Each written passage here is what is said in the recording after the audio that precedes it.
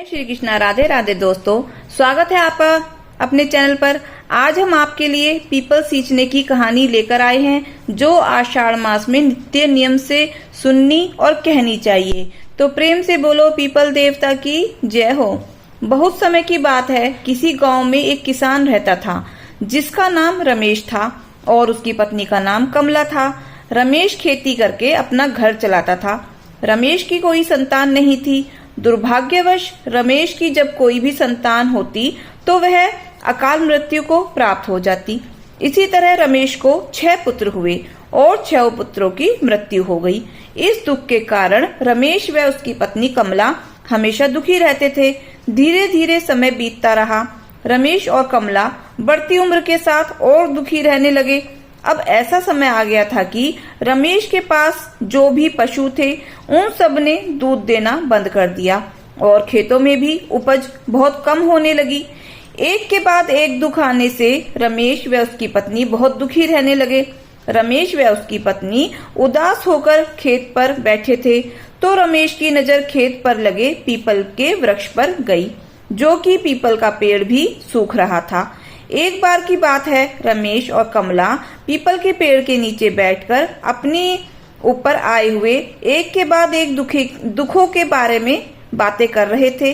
संतान खोने का दुख तो था ही, लेकिन इन संकटों से उनका मन बहुत दुखी हो गया। वह दोनों बातें करते करते जोर जोर से रोने लगे। तभी उधर से एक महात्मा गुजर रहे थे। जब महात्मा ने रोने की आवाज सुनी तो महात्मा ने सोचा कि ऐसा क्या दुख है कि स्त्री और पुरुष दोनों एक साथ ही रो रहे हैं।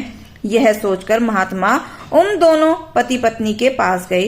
रमेश और कमला ने जब महात्मा को देखा तो वह दोनों हाथ जोड़कर खड़े हो गए और महात्मा को प्रणाम किया। तब महात्मा ने पूछा, तुम दोनों क्यों रो रहे हो? तब रमेश ने बताया कि हम दोनों कई वर्षों से संतान का दुख झेल रहे हैं और अब ना तो हमारे जानवर हमें सुख देते हैं और ना ही खेतों में कुछ उगता है। यह दुख हमसे झेला नहीं जाता। रमेश ने सारी बातें उन महात्मा को बताई। रमेश और उसकी पत्नी की यह दशा देखकर महात्मा बोले, तुम चिंता मत करो, सब ठीक हो जाएगा। तुम्हारे खेत में जो पीपल का पेड़ है वह तुम्हारे दुखों का नाश अवश्य करेगा। आज के बाद तुम रविवार का दिन छोड़कर अन्य सभी 6 दिन इस पीपल को दूध और जल से सींचना तथा शाम के समय पीपल के पेड़ के नीचे दीपक जलाना और रविवार को सूर्य देव को जल अर्पित करना। ऐसा करने से तुम्हारे ऊपर आया हुआ संकट टल जाएगा। ऐसा कहकर वह महात्मा वहां से चले जाते हैं। रमेश और उसकी पत्नी ने महात्मा के कहे अनुसार उस पीपल के पेड़ को जल से सींचना शुरू कर दिया और शाम को दीपक भी जलाने लगते हैं। देखते ही देखते रमेश के कष्ट दूर होने लगते हैं और वह पीपल का पेड़ भी फिर से हरा भरा हो जाता है। खेतों में फसल लहलहाने लगती है और रमेश के पशुओं ने दूध देना शुरू कर दिया। धीरे धीरे समय बीता। 1 वर्ष के अंदर ही रमेश के यहाँ फिर से एक पुत्र ने जन्म लिया। अब रमेश और कमला पुत्र पाकर बहुत खुश थे। उनके जीवन में सारी खुशियां आ गई थी। उनके घर में सुख समृद्धि व संतान का वास हो गया था।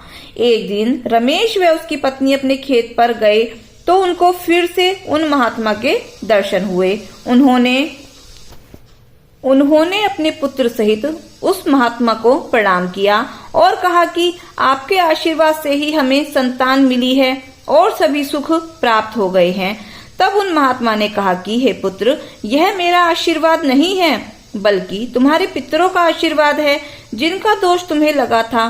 पितृदोष होने से घर में संतान नहीं होती, कर्ज होने लगता है, घर से लक्ष्मी चली जाती है, दरिद्रता का वास हो जाता है और अकाल मृत्यु का भय बना रहता है। इसलिए हमेशा अपने पितरों को खुश रखना चाहिए तथा पीपल की पूजा करते रहना चाहिए। पितृ की शांति के लिए पीपल की पूजा सर्वोपरि बताई गई है। इसलिए प्रत्येक मनुष्य को पितरों की शांति के लिए पीपल को जल से अर्पित करना चाहिए। जब पितृ प्रसन्न होते हैं तो मनुष्य पर कोई संकट नहीं आता और उनके जीवन में खुशहाली बनी रहती है। हे पीपल देव, अपने सभी भक्तों पर अपनी कृपा बनाए रखना। तो प्रेम से बोलिए पीपल देवता की जय हो। अब सुनते हैं नित्य नियम पूरा करने वाले गणेश जी की कहानी। तो प्रेम से बोलिए गणेश भगवान की जय हो। बहुत समय पहले की बात है, एक गांव में एक सास बहू रहती थी। सास बहुत ही कंजूस स्वभाव की थी। वह धर्म पुण्य तो बहुत करती, लेकिन भगवान की सेवा व पूजा से ज्यादा उसका ध्यान पैसे पर रहता। एक बार उसने व्रत का उद्यापन किया, सारे परिवार और पड़ोसियों को खाने का न्योता दिया। उसने सोचा कि अगर मैं ब्राह्मण भोज करा दूं तो उद्यापन भी पूर्ण हो जाएगा, पर अगर कोई पेटू ब्राह्मण आ गया तो उसे भोजन कराने में बहुत खर्चा हो जाएगा। उसने अपनी बहू से कहा कि मुझे एक ब्राह्मण को जिमाना है, तुम एक काम करो, कोई छोटा सा लड़का देखकर न्योता देकर आ जाओ और एक व्यक्ति रसोई ज्यादा बना लेना। बहू घर से बाहर गई। कुछ दूर पर ब्राह्मण के लड़के खेल रहे थे। बहू ने उन्हीं में से एक को बुलाकर कहा कि तुम 12 बजे हमारे घर पर भोजन करने आ जाना। लड़के ने कहा, मेरा नाम गणेशा है, तुम मुझे गणेशा गणेशा कहना, पुकारना, तो मैं उसी समय आ जाऊंगा। बहू ने घर आकर रसोई में खाना बनाया। उसके बाद वह घर के बाहर गई। कुछ दूर आकर उसने ब्राह्मण बालकों को खोजा, पर उसे कोई भी नहीं मिला। फिर बहू को बालक का कहा याद आया और उसने गणेशा गणेशा पुकारा। तब अचानक से वह बालक बहू के सामने आ गया। बहू उसे लेकर घर आई और कहा, ब्राह्मण देवता आप हाथ मुंह धो लो। फिर बहू ने सुंदर थाली में भोजन सजाकर उस बालक के सामने रख दिया। सास छोटे से ब्राह्मण को देखकर बड़ी ही खुश हो रही थी, साथ ही मन में सोच रही थी कि बड़े ही कम खर्च में ब्राह्मण भोजन हो जाएगा। उस बालक ने पूरा भोजन समाप्त कर दिया। फिर और भोजन लाने को कहा। वह खाता ही जा रहा था, उठने का नाम ही नहीं ले रहा था। धीरे धीरे वह बालक पूरे घर और मेहमानों का भोजन चट कर गया। सास बहू को मन ही मन कोस रही थी कि कैसे को न्योता देकर आई है, पर अब क्या किया जा सकता था। भोजन करने के बाद उस लड़के ने दक्षिणा में चांदी का सिक्का मांगा। यह बात सुनकर बहू का बुरा हाल हो रहा था, क्योंकि उसके पास चांदी का सिक्का नहीं था। बहू सास के पास सिक्का मांगने आई। सास ने उसे 2-4 बातें सुनाकर चांदी का सिक्का यह सोचकर दिया कि अगर दक्षिणा नहीं दी तो ब्राह्मण भोज का पुण्य नहीं मिलेगा।